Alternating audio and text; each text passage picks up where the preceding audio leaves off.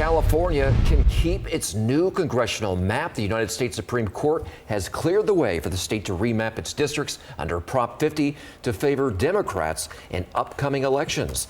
Thank you for joining us here at 4. I'm Curtis Ming. I'm Lisa Gonzalez. Let's get right to our political director, Ashley Zavala, joining us with this big development today. This is a big update, and now we know a lot moving forward for the next election. California voters overwhelmingly approved those maps under Proposition 50, but Republicans challenged those maps in court, claiming they were drawn to favor Latino voters over others. A lower court last month rejected that argument, and Republicans appealed to the Supreme Court, requesting that court block the maps. Well, the Supreme Court came back today denying that request. This is an image of the brief order from the court. So these maps are expected to unseat up to 5 Republicans from California's representation in Congress right now and replace them with Democrats. This was in response to Texas, which did the same thing, but to favor Republicans, in part at the request of President Donald Trump. Texas's maps were also challenged in court, and the Supreme Court allowed those maps to also stay in place.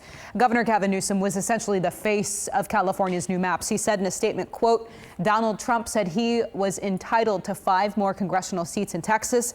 He started this redistricting war. He lost, and he'll lose again in November. I checked in with Republican Assemblyman David Tanguipa, who challenged these maps in court and asked the Supreme Court to get involved.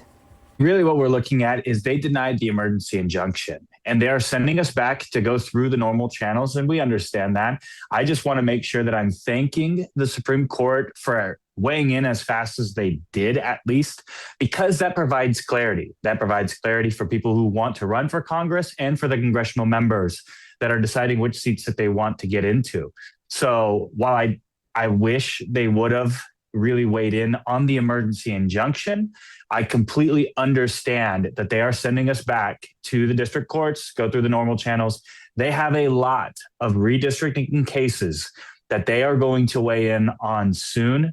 So we understand their positioning right now. And again, I just thank them for providing us clarity and making sure that we can direct our focus to what the 2026 election will look like.